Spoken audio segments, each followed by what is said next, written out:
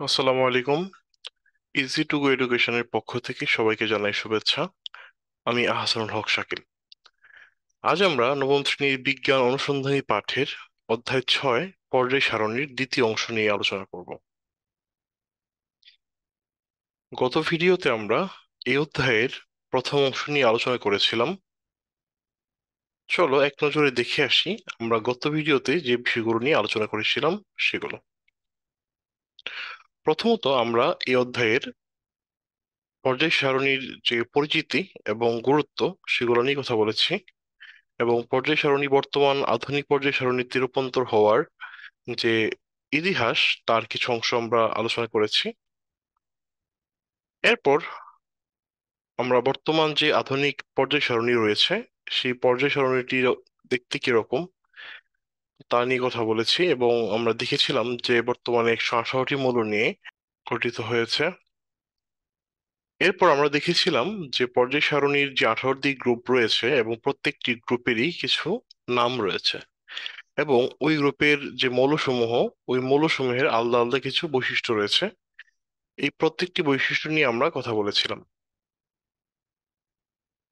এরপর আমরা পর্যায় সারণীতে কোন মৌল কোন জায়গায় অবস্থিত, অর্থাৎ ওই মৌলটির পর্যায় নম্বর এবং ওই মৌলটির গ্রুপ নম্বর কিভাবে নির্ণয় করা যায় সেটা নিয়ে আলোচনা করেছি। আমরা পর্যায় সারণীর গ্রুপ এবং পর্যায় নির্ণয় করার জন্য কোনো মৌলের গ্রুপ এবং পর্যায় নির্ণয় করার জন্য তিনটি নিয়ম দেখেছিলাম। এখানে আমরা দেখেছি যে কোনো একটা মৌলের ইলেকট্রন বিন্যাস থেকে আমরা কিভাবে ওই মৌলের পর্যায় নম্বর এবং গ্রুপ বা শ্রেণী নম্বর বের করতে পারি। এছাড়াও আমরা বেশ কিছু ছন্দ দেখেছিলাম, যে ছন্দগুলোর মাধ্যমে আমরা গ্রুপ ওয়াইজ প্রত্যেকটি পর্যায় সারণীর গ্রুপকে মনে রাখতে পারি। যদিও আমি একটা কথা তোমাদেরকে বলে দিয়েছিলাম যে আমরা আগে পর্যায় সারণীর গ্রুপ এবং পর্যায় বের করা শিখব, এবং এরপর মনে রাখার সুবিধার্থে এই সূত্রগুলো থেকে তোমরা গ্রুপ ওয়াইজ মৌলসমূহকে মনে রাখতে পারো। এরপর আমরা পর্যায় সারণী বিভিন্ন গ্রুপ এবং পর্যায়ের বেশ কিছু পরিচিতি দেখেছিলাম। এই পর্যায় এবং গ্রুপগুলোকে এই বিশেষ বিশেষ নাম দ্বারা ডাকা হয়। সর্বশেষ আমরা পর্যায় সারণীর বেশ কিছু ব্যতিক্রম নিয়ে কথা বলেছি। এখানে আমরা দেখেছিলাম যে হাইড্রোজেনের অবস্থান এবং ল্যান্থেনাইট এবং অ্যাক্টিনের সিরিজের মৌলসমূহের অবস্থান এবং হিলিয়ামের অবস্থান নিয়ে বেশ কিছু বিতর্ক রয়েছে। এবার আজকের পাঠে আমরা পর্যায়ভিত্তিক যে ধর্মগুলো রয়েছে মৌলসমূহের সেই পর্যায়ভিত্তিক ধর্মসমূহ নিয়ে আলোচনা করব। চলো প্রথমেই আলোচনা করা যাক মৌলের পর্যায়ভিত্তিক ধর্ম নিয়ে। পর্যায়ভিত্তিক ধর্ম কি সেটা নিয়ে প্রথমে বলছি। কোনো মৌলের গ্রুপ এবং পর্যায় পরিবর্তনের ফলে যে সকল ধর্মগুলি পর্যায়ক্রমে আবর্তিত হয় সেই ধর্মগুলোকে আমরা বলি পর্যায়ভিত্তিক ধর্ম। এসব ধর্ম পর্যায় সারণীতে মৌলের অবস্থান পরিবর্তনের উপর ভিত্তি করে পরিবর্তিত হয়। তাহলে পর্যায় সারণীতে অবস্থিত মৌলসমূহের যে ধর্মগুলো রয়েছে সেগুলো হলো ধাতব ধর্ম, অধাতব ধর্ম, পরমাণুর আকার, আয়নীকরণ শক্তি, তড়িৎ ঋণাত্মকতা, ইলেকট্রন আসক্তি ইত্যাদি। এই ধর্মগুলোকে বলা হয় পর্যায়বৃত্ত ধর্ম। আমরা এখন এই প্রত্যেকটি পর্যায়বৃত্ত ধর্ম কিভাবে পর্যায় সারণীর অবস্থান ভেদে পরিবর্তিত হয় সেগুলো নিয়ে বিস্তারিত কথা বলবো। প্রথমে আসি ধাতব ধর্ম নিয়ে। ধাতু নাম তোমরা অনেকেই শুনেছ। এই ধাতু থেকেই ধাতব ধর্ম কথাটি এসেছে। যে সকল মৌল চকচক করে আঘাত করলে শব্দ হয়, তাপ ও বিদ্যুৎ পরিবহন করতে পারে, তাদেরকে আমরা কি বলি? তাদেরকে আমরা ধাতু বলি। আবার যে সকল মৌল এক বা একাধিক ইলেকট্রন ত্যাগ করে ধনাত্মক আয়নে পরিণত হয়, তাদেরকেও ধাতু বলা হয়। অর্থাৎ আমরা বুঝতে পারতেছি ধাতব মৌলসমূহ এক বা একাধিক ইলেকট্রন ত্যাগ করে ধনাত্মক আয়নে পরিণত হয়। এই ধাতুর যে ইলেকট্রন ত্যাগের যে ধর্মটা, এই ধর্মটাকে বলা হচ্ছে ধাতব ধর্ম। যে মৌলের পরমাণু যত সহজে ইলেকট্রন ত্যাগ করতে পারবে সেই মৌলের ধাতব ধর্ম তত বেশি বলে আমরা ধরে নিব। পর্যায় সারণীতে আমরা যে কোনো পর্যায়ের বাম দিক থেকে যদি আমরা ডান দিকে যাই, তাহলে ওই পর্যায়ের মৌলসমূহের ধাতব ধর্ম হ্রাস পায়, এবং কোন সারির উপর দিক থেকে যদি আমরা নিচ বরাবর আসতে থাকি, তাহলে ওই মৌলসমূহের ধাতব ধর্ম বৃদ্ধি পায়। আমরা একটি উদাহরণের মাধ্যমে এই ধাতব ধর্ম একটু ব্যাখ্যা করার চেষ্টা করি। মনে করো একটি ধাতু, সেটি হচ্ছে সোডিয়াম। এই সোডিয়াম একটি ইলেকট্রন ত্যাগ করে সোডিয়াম আয়নে পরিণত হয়। এই সোডিয়াম আয়ন বলতে আমরা বোঝাচ্ছি সোডিয়াম Na+। এখানে সোডিয়াম একটি ইলেকট্রন ত্যাগ করে একটি আয়নে পরিণত হয়েছে, ধনাত্মক আয়নে পরিণত হয়েছে। যেহেতু সোডিয়াম একটি ইলেকট্রন ত্যাগ করেছে, তাহলে আমরা যে সূত্র বলেছিলাম একটু আগে, সেই সূত্র অনুযায়ী বলতে পারি যে একটি ইলেকট্রন ত্যাগ করার ধর্মের কারণে সোডিয়াম একটি ধাতু, আর সোডিয়ামের ওই একটি ইলেকট্রন ত্যাগ করার ক্ষমতাটা হচ্ছে তার ধাতব ধর্ম। ঠিক একইভাবে লিথিয়াম একটি ধাতু। কারণ কি?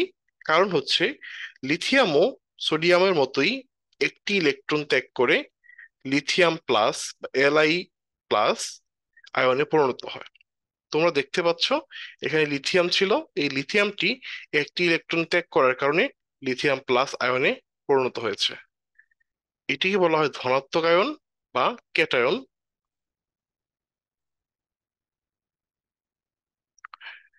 এইবার আমরা পর্যায় সারণীর ধাতব ধর্ম কিভাবে পরিবর্তিত হয় তার একটি চিত্র দেখব। তোমরা দেখতে পাচ্ছ এই ধাতব ধর্ম লেখা রয়েছে যে অ্যারো চিহ্নটি, সেই অ্যারো চিহ্নটি ডান দিক থেকে বাম দিকে মার্ক করা আছে, এবং কিছুটা উপর দিক থেকে নিচ বরাবরও দেখা যাচ্ছে। অর্থাৎ এটি বোঝাচ্ছে পর্যায় সারণীতে তুমি যতই ডান দিক থেকে বাম দিকে যাবে কোনো একটা গ্রুপের, ততই ধাতব ধর্ম বৃদ্ধি পাবে। ঠিক উল্টাভাবে আমরা বলতে পারি, বাম দিক থেকে যতই তুমি ডান দিকে যাবে, ততই ধাতব ধর্ম হ্রাস পাবে। আবার কোন একটা গ্রুপের উপর থেকে যতই তুমি নিচের দিকে যেতে থাকবে, তার ধাতব ধর্ম ততই বৃদ্ধি পেতে থাকবে। এবার আমরা জানবো অধাতব ধর্ম কিভাবে পর্যায় সারণীতে পরিবর্তিত হতে থাকে। আমরা জানি যে সকল মৌল চকচক করে না, আঘাত করলে শব্দ হয় না, তাপ ও বিদ্যুৎ পরিবহন করতে পারে না, তাদেরকে অধাতু বলে। আবার যে সকল মৌল এক বা একাধিক ইলেকট্রন গ্রহণ করে ঋণাত্মক আয়নে পরিণত হয়, তাকে অধাতু বলে। অধাতুর ইলেকট্রন গ্রহণের ধর্মকে আমরা বলি অধাতব ধর্ম। যে মৌল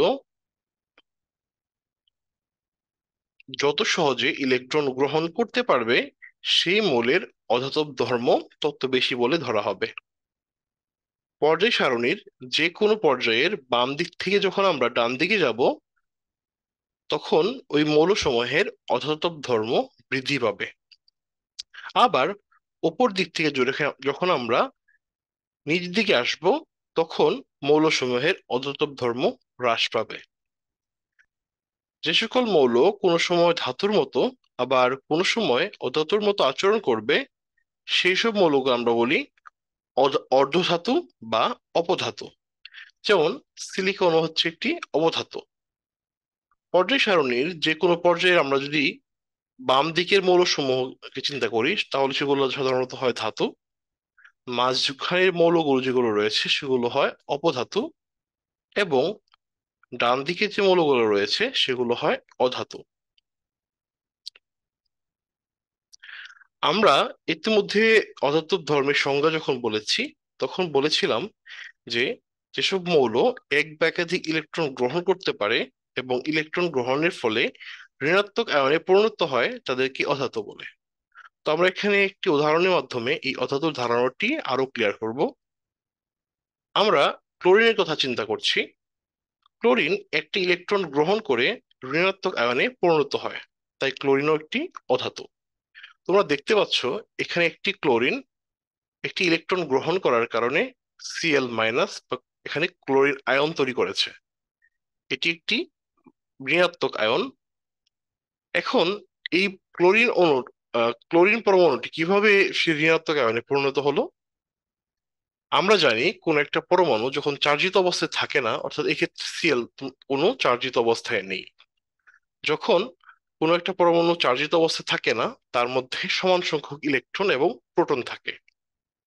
আমরা বাইরে থেকে যদি একটা ইলেকট্রন তাকে দান করি, সেক্ষেত্রে প্রোটনের তুলনায় ওই পরমাণুটির একটি ইলেকট্রন সংখ্যা বেড়ে যায়। আর যেহেতু একটি ইলেকট্রন সংখ্যা বেড়ে গেল, সেহেতু এর মধ্যে ঋণাত্মক আধানের পরিমাণ বেড়ে যাবে। এই জন্য কোনো একটা পরমাণু একটি ইলেকট্রন গ্রহণ করলে সেটি যদি তার প্রোটন সংখ্যার থেকে বেশি হয়, তাহলে সে ঋণাত্মক আয়নে পরিণত হয়। এখানে ক্লোরিনের ক্ষেত্রেও সেটি ঘটেছে। আমরা পর্যায় সারণীর যে কোনো পর্যায়ের বাম দিক থেকে যতই ডান দিকে যাব, ততই মৌলগুলোর অধাতব ধর্ম বৃদ্ধি পাবে। কারণ আমি ইতিমধ্যেই বলেছি যে পর্যায় সারণীর বাম দিকে সাধারণত ধাতু থাকে, পর্যায় সারণীর মাঝ বরাবর সাধারণত অপধাতু থাকে, এবং পর্যায় সারণীর ডান দিকে সাধারণত অধাতু থাকে। সুতরাং বাম দিক থেকে যতই তুমি ডান দিকে যাবে, ততই অধাতব ধর্ম বৃদ্ধি পেতে থাকবে। ঠিক উল্টো ভাবে পর্যায় সারণীর ডান দিক থেকে আমরা যদি বাম দিকে আসি একই পর্যায়ের, তাহলে অধাতব ধর্ম হ্রাস পেতে থাকে। আমরা এখন একটি চিত্রের মাধ্যমে এই ধারণাটি ব্যাখ্যা করব।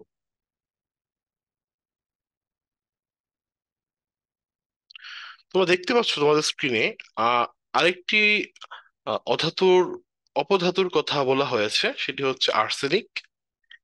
ঠিক তেমনি আর্সেনিক ছাড়াও জার্মেনিয়াম, এরকম আরো বেশ কয়েকটি অপধাতু তোমাদের পর্যায় সারণীতে রয়েছে।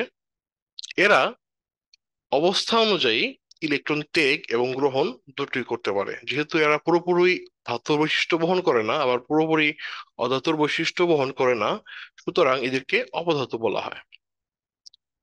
যাই হোক, আমরা এখন অধাতব ধর্ম পর্যায় সারণীতে কিভাবে পরিবর্তিত হয়, চলো একটি চিত্রের মাধ্যমে দেখে আসি। এখানে যে অ্যারো চিহ্নটি দেখতে পাচ্ছ, আমার কার্সরের সাহায্য কার্সর যেখানে নির্দেশ করছে সেখানে একটি অ্যারো চিহ্ন দেখতে পাচ্ছ। এই অ্যারো চিহ্নটি বোঝাচ্ছে পর্যায় সারণীর বাম দিক থেকে যতই তুমি ডান দিকে যাবে, ততই অধাতব ধর্ম বৃদ্ধি পাবে। এখন সেটা কিভাবে হবে? ধরে নাও আমরা এই পর্যায় সারণীর পর্যায় 4-এর কথা চিন্তা করছি। এক্ষেত্রে আমরা যদি পটাশিয়াম এবং ব্রোমিন এই দুটির অধাতব ধর্ম চিন্তা করি, তাহলে ব্রোমিন যেহেতু সবার ডানে অবস্থিত এবং পটাশিয়ামের তুলনায় অনেক ডানে অবস্থিত, সুতরাং অবশ্যই ব্রোমিনের অধাতব ধর্ম অনেক বেশি হবে পটাশিয়ামের তুলনায়। আমরা তো ইতিমধ্যে জানি যে পটাশিয়ামটা হচ্ছে মূলত এক ধরনের ধাতু। সুতরাং পটাশিয়ামের কথা বাদ দিলেও আমরা অন্য একটি আহ মৌলের কথা চিন্তা করতে পারি। ধরে নাও এখানে মাঝ বরাবর, একই পর্যায়ের মাঝ বরাবর একটি মৌল রয়েছে, সেটা হচ্ছে নিকেল। এখন নিকেল এবং আহ ব্রোমিনের যদি তুলনা করো, তাহলেও কিন্তু ব্রোমিনের অধাতব ধর্ম বেশি হবে। কারণ কি? কারণ হলো এই ব্রোমিন একই পর্যায়ের নিকেলের ডান দিকে অবস্থিত, সুতরাং নিকেলের তুলনায় ব্রোমিনের অধাতব ধর্ম বেশি হবে। তোমরা ইতিমধ্যে দেখতে পাচ্ছ যে অধাতব ধর্ম চিহ্নিত করা হয়েছে যে তীর চিহ্নের মাধ্যমে, সেটি অনেকটা নিচ থেকে উপর বরাবর দেখা যাচ্ছে। এর কারণ হচ্ছে আমরা যদি কোনো একটা গ্রুপের নিচ থেকে উপরের দিকে যেতে থাকি, তাহলে ওই অধাতব ধর্ম, ওই গ্রুপের অধাতব ধর্ম বৃদ্ধি পেতে থাকে। আশা করি অধাতব ধর্ম নিয়ে তোমাদের আইডিয়া ক্লিয়ার হয়েছে।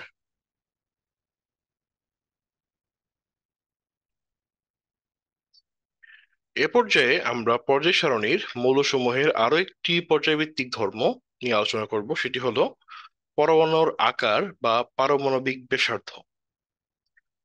পরমাণুর আকার তথা পারমাণবিক ব্যাসার্ধ হলো একটি পর্যায়ভিত্তিক ধর্ম। যে কোনো একটা পর্যায়ে যতই বাম দিক থেকে আমরা ডান দিকে যাই, পরমাণুর আকার বা পারমাণবিক ব্যাসার্ধ ততই কমতে থাকবে। যে কোনো একটি গ্রুপের যতই উপর দিক থেকে আবার নিচ দিকে যাওয়া যাবে, পরমাণুর আকার বা পারমাণবিক ব্যাসার্ধ ততই বাড়তে থাকবে। একই পর্যায়ের বাম দিক থেকে যতই ডান দিকে যাওয়া যায়, পারমাণবিক সংখ্যা তত বাড়তে থাকে, কিন্তু প্রধান শক্তি স্তরের সংখ্যা কিন্তু বাড়ে না।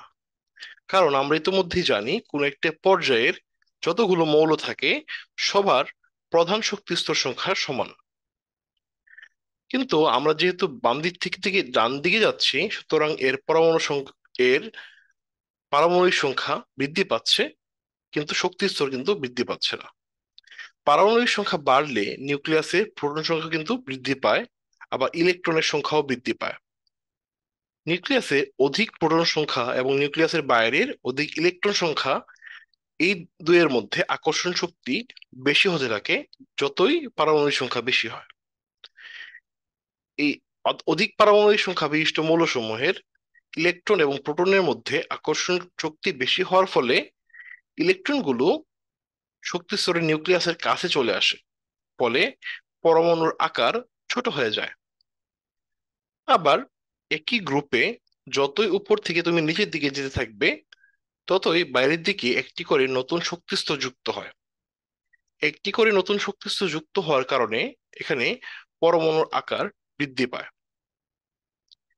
একই মৌলের উপর থেকে নিচ দিকে গেলে নিউক্লিয়াসের প্রোটন সংখ্যা এবং বাইরের কক্ষপথের ইলেকট্রন সংখ্যা বৃদ্ধির জন্য আকর্ষণ বৃদ্ধি হয়ে পরমাণুর আকার যতটুকু হ্রাস পায়, নতুন একটি শক্তিস্তর যোগ হওয়ার কারণে পরমাণুর আকার তার চেয়ে বেশি বৃদ্ধি পায়।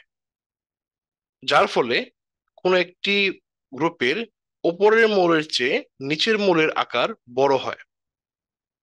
আমরা একটি চিত্রের মাধ্যমে এই ধারণাটি আরো ক্লিয়ার করব। দেখতে পাচ্ছ, লিথিয়াম পরমাণুতে 3টি ইলেকট্রন রয়েছে।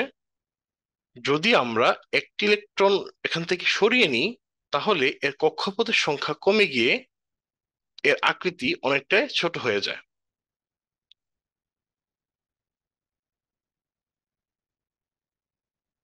কিন্তু যখন ইলেকট্রন আমরা এখানে বাড়াবো, তখন ইলেকট্রন এবং প্রোটনের আকর্ষণ শক্তি বেড়ে যাওয়ার কারণে এর আকার আরো ছোট হয়ে যাবে। সুতরাং একই পর্যায়ের বাম দিক থেকে যত আমরা ডান দিকে যাব, ততই পরমাণুর আকার কমতে থাকবে। এই চিত্রটির মাধ্যমে তোমরা এটি বুঝতে পারছো।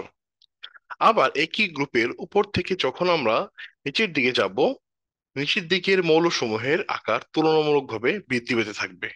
কারণ আগের পৃষ্ঠায় আমি বলেছি যে যতই উপর থেকে নিচের দিকে যাবে, একটি করে পর্যায় পরিবর্তন হবে, এবং পর্যায় পরিবর্তন হওয়া মানে হলো নতুন করে একটি শক্তি স্তর যুক্ত হবে। আর এই শক্তি স্তরগুলো যুক্ত হওয়ার কারণেই ওপর থেকে নিচ বরাবর মৌলসমূহের আকার বৃদ্ধি পাবে। আশা করছি এই চিত্রগুলোর মাধ্যমে পরমাণুর আকার এবং পারমাণবিক ব্যাসার্ধ নিয়ে তোমরা ভালো করে ধারণাগুলো নিতে পেরেছো।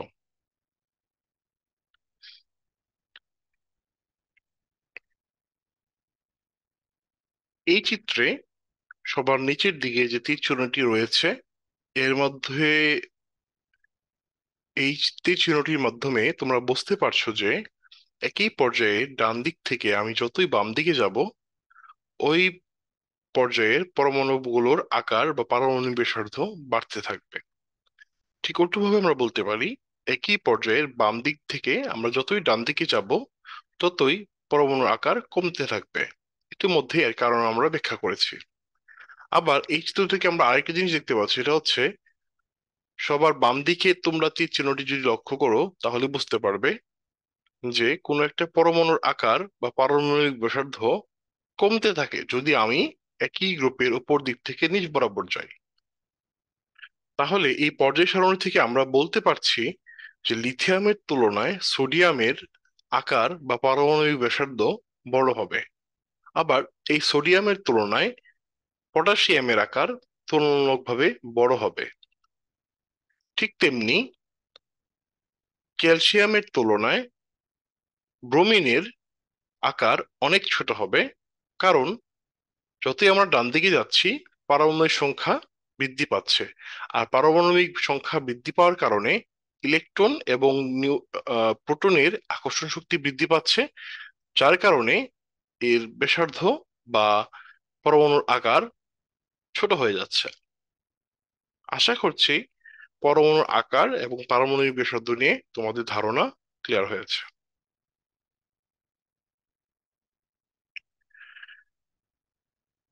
পর্যায় সারণীর মৌলসমূহের মধ্যে আরো একটি পর্যায়ভিত্তিক ধর্ম হলো আয়নীকরণ শক্তি।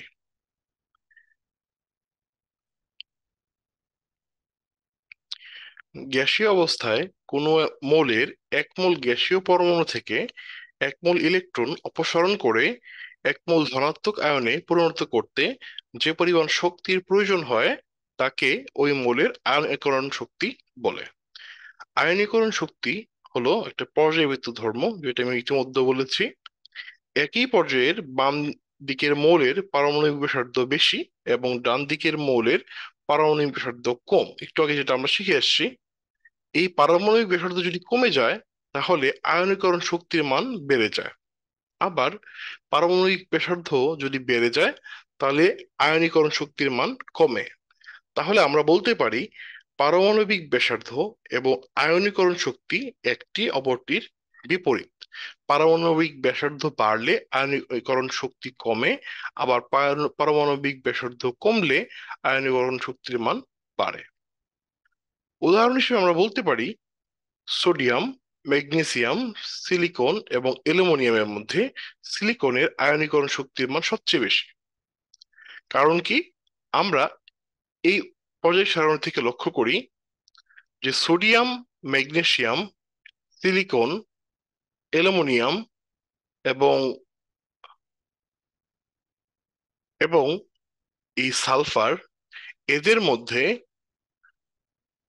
সালফারের পারমাণবিক ব্যাসার্ধ সবচেয়ে কম, সুতরাং এর আয়নীকরণ শক্তিও ততই বেশি। আবার গ্রুপ একের দিকে যদি আমরা লক্ষ্য করি তাহলে দেখতে পাবো যে lithium, sodium, potassium, rubidium, caesium এবং ফ্রান্সিয়াম, এই খাদ ধাতুগুলোর মধ্যে লিথিয়ামের পারমাণবিক সংখ্যা সবচেয়ে কম, আবার এর পারমাণবিক ব্যাসার্ধ সবচেয়ে কম। আর এই একই কারণে লিথিয়ামের আয়নীকরণ শক্তিও সবচেয়ে বেশি হবে। কারণ আমরা ইতিমধ্যে বলেছি যে মৌলের পারমাণবিক ব্যাসার্ধ যত কম হবে তার আয়নীকরণ শক্তি তত বেশি হবে। সেই অনুযায়ী এই গ্রুপ ওয়ানের মৌলসমূহের মধ্যে আমরা যেগুলো বলেছি lithium, sodium, potassium, rubidium, caesium, francium, এসবগুলোর মধ্যে লিথিয়ামের আয়নীকরণ শক্তির মান সবচেয়ে বেশি হবে। আবার গ্রুপ 17 দিকে যদি তুমি লক্ষ্য করো, এই ফ্লোরিন, ক্লোরিন, ব্রোমিন, আয়োডিন এবং অ্যাসিটাইন, এই মৌলগুলোর মধ্যে ফ্লোরিনের পারমাণবিক ব্যাসার্ধের মান সবচেয়ে কম। তাই এই মৌলগুলোর মধ্যে ফ্লোরিনের আয়নীকরণ শক্তির মান হবে সবচেয়ে বেশি।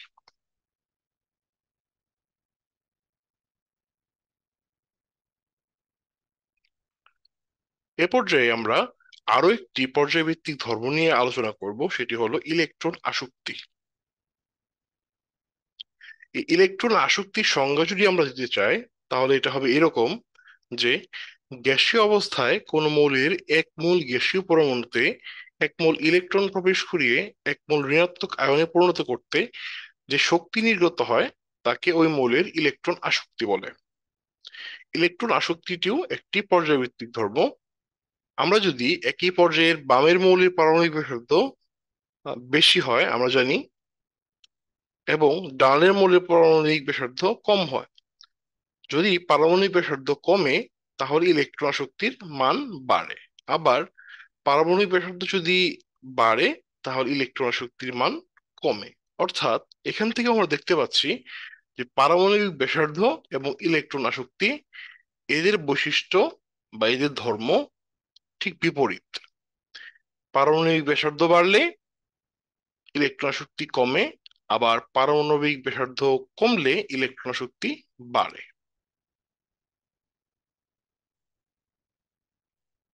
আমরা এখানে একটি উদাহরণ দেখতে পাচ্ছি যেখানে বলা হচ্ছে যে সোডিয়াম, ম্যাগনেসিয়াম, অ্যালুমিনিয়াম এবং সিলিকনের মধ্যে কার ইলেকট্রন শক্তি বেশি বা কার ইলেকট্রন শক্তির মান কম। আমরা জানি যে এই যে মৌলগুলোর নাম এখানে দেওয়া হয়েছে, সোডিয়াম, ম্যাগনেসিয়াম, অ্যালুমিনিয়াম এবং সিলিকন, এরা পর্যায় সারণীর 3 নং পর্যায়ের মৌল। এই এই 3 নং পর্যায়ের মৌলগুলোর মধ্যে সোডিয়ামের পারমাণবিক ব্যাসার্ধের মান সবচেয়ে বেশি। কারণ হলো এই পর্যায়ের সবার বামে অবস্থান করছে সোডিয়াম। এই জন্যই আমরা সোডিয়ামের ইলেকট্রন শক্তির মান সবচেয়ে কম পাবো। আবার যেহেতু সিলিকন পারমাণবিক ব্যাসার্ধ সবচেয়ে বেশি, সিলিকনের এই পর্যায়ের মৌলগুলোর মধ্যে বা এখানকার যে মৌলগুলো দেওয়া আছে তাদের মধ্যে যেহেতু সিলিকনের পারমাণবিক ব্যাসার্ধের মান সবচেয়ে কম, সেজন্য সিলিকনের ইলেকট্রন শক্তির মান সবচেয়ে বেশি হবে। আশা করছি ইলেকট্রন আসক্তি নিয়েও তোমাদের ধারণা ক্লিয়ার হয়েছে। তারপরেও এই চিত্র থেকে আমরা দেখতে পাচ্ছি যে যতই আমরা বাম দিক থেকে ডান দিকে যাব, তাদের ইলেকট্রন আসক্তি তত বাড়তে থাকবে। আমরা যদি 4 নম্বর পর্যায়ের কথা আবারও চিন্তা করি, তাহলে বুঝতে পারছি এখানে টাইটেনিয়ামের তুলনায় ব্রোমিনের ইলেকট্রন শক্তি নিশ্চয়ই বেশি হবে। আবার ক্যালসিয়ামের তুলনায় আর্সেনিক এর ইলেকট্রন শক্তি বেশি হবে। এইভাবে আমরা যতই বাম দিক থেকে ডানে যাব ইলেকট্রন শক্তির মান বাড়বে। ঠিক উল্টো ভাবে বাম ডান দিক থেকে যদি আমরা বাম দিকে যেতে থাকি, তাহলে ইলেকট্রন শক্তির মান কমতে থাকবে।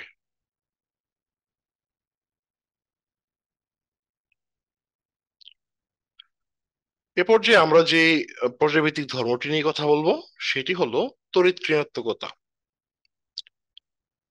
দুটি পরমাণু যখন সমযোজী বন্ধনে আবদ্ধ হয়ে অণুতে পরিণত হয়, তখন পরমাণুগুলো বন্ধনের ইলেকট্রন দুটিকে নিজের দিকে আকর্ষণ করতে থাকে। এই আকর্ষণটাকেই বলা হয় তড়িৎ ঋণাত্মকতা। এখন তোমরা প্রশ্ন করতে পারো যে সমযোজী বন্ধন আবার কি? একটি মৌল যখন আরেকটি মৌলের সাথে যুক্ত হয়, তখন তাদের মধ্যে বন্ধন গঠন হয়।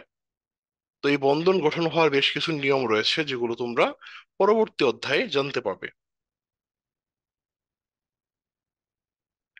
এই তড়িৎ ঋণাত্মকতাও একটি পর্যায়ভিত্তিক ধর্ম। আমরা একই পর্যায়ের বামের মৌলের পারমাণবিক ব্যাসার্ধ বেশি বলে জানি এবং ডানের মৌলের পারমাণবিক ব্যাসার্ধ কম বলে জানি। পারমাণবিক ব্যাসার্ধ কমলে তড়িৎ ঋণাত্মকতার মান বাড়বে এবং পারমাণবিক ব্যাসার্ধ বাড়লে তড়িৎ ঋণাত্মকতার মান কমবে। আমরা যদি একটা উদাহরণের মাধ্যমে বোঝার চেষ্টা করি, যেমন 3 নং পর্যায়ের যে মৌলগুলো নিয়ে আমরা ইতিমধ্যে একটি উদাহরণ দিয়েছিলাম, সেখানে সোডিয়ামের তড়িৎ ঋণাত্মকতার মান হবে সবচেয়ে কম এবং ক্লোরিনের তড়িৎ ঋণাত্মকতার মান হবে সবচেয়ে বেশি। কারণ কি? কারণ হলো সোডিয়াম এই পর্যায়ের সবার বাম দিকে অবস্থিত এবং ক্লোরিন ওই পর্যায়ের ডান দিকে অবস্থিত। সাধারণত কোনো মৌলের আকার যদি ছোট হয় তাহলে তড়িৎ ঋণাত্মকতার মান হয় বেশি, আবার কোনো মৌলের আকার যদি বড় হয় তাহলে তড়িৎ ঋণাত্মকতার মান হয় কম। সবচেয়ে কম তড়িৎ ঋণাত্মকতার মানটি হলো 0.7।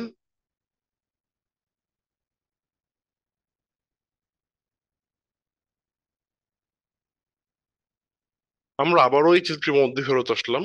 এখানে আমরা দেখতে পাচ্ছি যে তড়িৎ ঋণাত্মকতা আমরা যতই বাম দিক থেকে ডান দিকে যেতে থাকবো ততই বাড়তে থাকবে। কারণ ইলেকট্রন শক্তি এবং আয়নীকরণ শক্তির মতোই তড়িৎ ঋণাত্মকতার সম্পর্ক পরমাণুর আকারের সাথে একই রকম। বাম দিকের মৌলসমূহের তড়িৎ ঋণাত্মকতার মান ডান দিকের মৌলসমূহের তুলনায় কম। যতই আমরা একটা পর্যায়ে বাম দিক থেকে ডান দিকে যেতে থাকবো, তার তড়িৎ ঋণাত্মকতার মান ততই বাড়তে থাকবে। আবার একই পর্যায়ের উপর থেকে আমরা যদি, সরি, একই গ্রুপের উপর থেকে যদি আমরা নিচ বরাবর যেতে থাকি, তাহলে তার তড়িৎ ঋণাত্মকতার মান কমতে থাকবে। সুতরাং আমরা বুঝতে পারছি যে আমাদের এখানে যেহেতু সবার ডানে এবং সবার উপরের দিকে রয়েছে ফ্লোরিন, তাহলে ফ্লোরিনের তড়িৎ ঋণাত্মকতার মান হবে সবচেয়ে বেশি।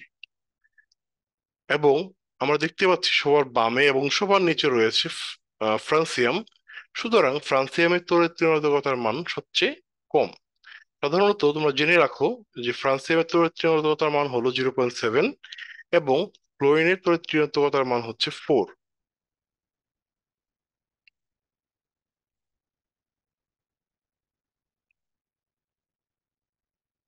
আমরা জানি যে পর্যায় সারণী বিভিন্ন রসায়নবিদদের নিরলস প্রচেষ্টার মাধ্যমে গড়ে উঠেছে, এবং এটি বিজ্ঞানের জগতে, বিশেষ করে রসায়নের জগতে এক অসামান্য অবদান। রসায়ন অধ্যয়ন করা এবং নতুন মৌল সম্পর্কে ভবিষ্যৎবাণী করা, গবেষণা করা ইত্যাদি কাজে পর্যায় সারণীর বিরাট ভূমিকা পালন করে। আমরা এই পর্যায় সারণীর বেশ কয়েকটি ভূমিকা নিয়ে এখন আলোচনা করব। প্রথমত, রসায়ন অধ্যয়ন সহজতর করেছে পর্যায় সারণী। আমরা জানি এখন পর্যন্ত পৃথিবীতে 118টি মৌল আবিষ্কার করা হয়েছে। আমরা যদি শুধু 4টি ভৌত ধর্ম, যেমন গলনাঙ্ক, স্ফুটনাঙ্ক, ঘনত্ব ও কঠিন তরল অথবা গ্যাসীয় অবস্থা, এই 4টি রাসায়নিক ধর্ম এবং যেমন অক্সিজেন, পানি, অ্যাসিড, ক্ষারের সাথে বিক্রিয়া করি, তাহলে 118টি মৌলের মধ্যে মোট 118 গুণ 4+4 অর্থাৎ 944টি ধর্ম বা বৈশিষ্ট্য লক্ষ্য করব। এতগুলো ধর্ম মনে রাখা একটা অসম্ভব ব্যাপার হয়ে দাঁড়াবে, কিন্তু পর্যায় সারণীতে সেই কাজটি অনেক সহজ করে দিয়েছে।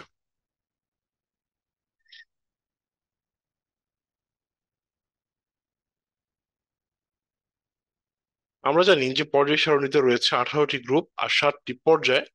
প্রতিটি গ্রুপের সাধারণত ধর্ম জানলে 18টি 118টি মৌলের ভৌত এবং রাসায়নিক ধর্ম সম্বন্ধে একটি মোটামুটি ধারণা লাভ করা যায়। শুধু তাই নয়, পর্যায় সারণী সম্পর্কে ভালোভাবে জানা থাকলে বা ভালো ধারণা থাকলে বিভিন্ন মৌলের এবং তাদের দ্বারা গঠিত যৌগের ধর্ম সম্পর্কে আমরা ধারণা পেতে পারি। পর্যায় সারণীর আরো একটি গুরুত্বপূর্ণ দিক হচ্ছে, নতুন মৌল আবিষ্কার হলে আমরা তার সম্পর্কেও ভালো ধারণা রাখতে পারবো এবং তাকে পর্যায় সারণীতে স্থান দিতে পারবো। কিছুদিন আগেও 7টি পর্যায় আর 18টি গ্রুপ নিয়ে গঠিত পর্যায় সারণীতে আমরা বেশ কিছু ফাঁকা ঘর দেখতে পেয়েছিলাম। এই মৌলগুলো আবিষ্কার হওয়ার আগেই ওই ফাঁকা ঘরে যে মৌলগুলো বসবে বা তাদের ধর্ম কেমন হবে তা পর্যায় সারণী থেকে আমরা ধারণা পেয়েছিলাম। তোমরা ইতিমধ্যে জেনে গেছো যে বিজ্ঞানী মেন্ডেলিভ তার সময় আবিষ্কৃত 63টি মৌলকে তার আবিষ্কৃত পর্যায় সারণীতে স্থান দিতে গিয়ে যে মৌলগুলো সম্পর্কে ভবিষ্যৎবাণী করেছিলেন সেগুলো কিন্তু পরবর্তীতে আবিষ্কৃত হয়েছে। সুতরাং বিজ্ঞানীরা এখনো যদি কোনো মৌল আহ সম্পর্কে ধারণা করেন, তা যে ভবিষ্যতে আবিষ্কৃত হবে না তার কিন্তু কোনো ভিত্তি নেই, এবং তাদেরকেও ধীরে ধীরে পর্যায় সারণীর যে নিয়মগুলো রয়েছে সেগুলো মেনে পর্যায় সারণীতে স্থান দেওয়া যাবে। গবেষণার ক্ষেত্রেও পর্যায় সারণী খুবই আহ অসামান্য অবদান রেখেছে। মনে করো যে কোনো একজন বিজ্ঞানী কোনো একটি বিশেষ প্রয়োজনে নতুন একটি পদার্থ আবিষ্কার করতে চাইছেন, তাহলে তাকে আগেই ধারণা করতে হবে যে নতুন পদার্থটির ধর্ম কেমন হবে, বা সেই ধর্ম বিশিষ্ট পদার্থ তৈরি করতে হলে কি কি ধরনের মৌল প্রয়োজন হবে। এইসব ধারণাগুলো আমরা কিন্তু পর্যায় সারণী থেকে পেতে পারি। এই ধারণাগুলোর ছাড়াও বা পর্যায় সারণীর এই যে গুরুত্বগুলো আমরা তিনটা আলোচনা করলাম, এই গুরুত্ব সমূহ ছাড়াও আরো অনেক ব্যবহার রয়েছে যেগুলো তোমরা ধীরে ধীরে এবং উচ্চতর ক্লাসগুলোতে জানতে পারবে।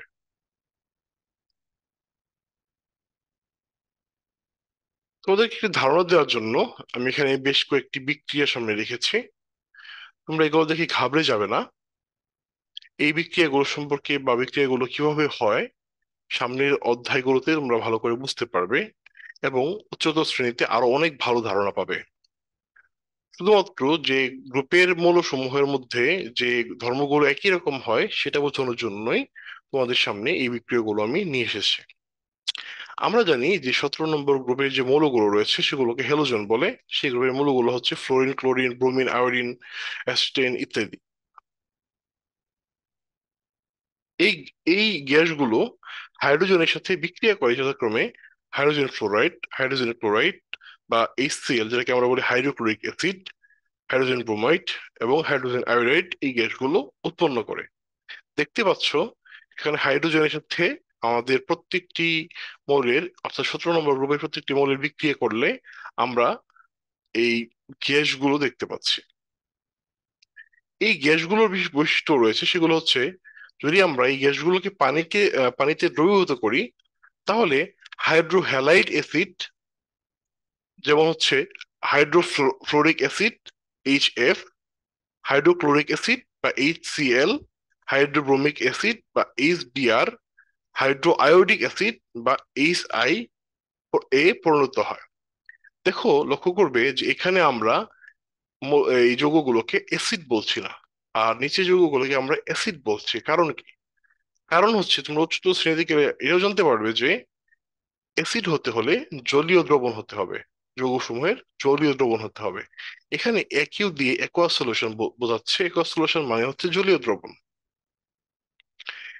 এই হাইড্রোহ্যালাইড অ্যাসিড সমূহ যে কোনো কার্বনেট লবণের সাথে বিক্রিয়া করে কার্বন ডাই গ্যাস উৎপন্ন করবে, কার্বন ডাই অক্সাইড গ্যাস উৎপন্ন করবে। যেমন আমরা যদি ক্যালসিয়াম কার্বনেটের মধ্যে হাইড্রোফ্লোরিক অ্যাসিড যোগ করে আহ দেখি, তাহলে সেখান থেকে দেখতে পাবো যে কার্বন ডাই গ্যাস উৎপন্ন হয়, কার্বন ডাই অক্সাইড গ্যাস উৎপন্ন হয়। তো এইরকম ভাবে প্রত্যেকটি গ্রুপের মৌলসমূহের মধ্যে ধর্মীয়ভাবে মিল থাকার কারণে বা ধর্মের মিল থাকার কারণে তারা প্রায় কাছাকাছি ধরনের বিক্রিয়া করে, এবং তাদের বিক্রিয়াগুলোর বৈশিষ্ট্য প্রায় কাছাকাছি রকমের হয়ে থাকে। তোমাদের এই ষষ্ঠ অধ্যায়ের আলোচনা এখানে শেষ হয়েছে। তোমাদের এই অধ্যায়ে কোনো প্রকার কনফিউশন থাকলে বা কোনো টপিক বুঝতে পারছো না বলে মনে হলে এই ভিডিওর কমেন্ট বক্সে প্রশ্ন করতে পারো, আমরা যথাসাধ্য উত্তর দেওয়ার চেষ্টা করব। এতক্ষণ আমাদের সাথে থাকার জন্য সবাইকে অসংখ্য অসংখ্য ধন্যবাদ। সবাই ভালো থাকবে, সুস্থ থাকবে। আল্লাহ হাফেজ।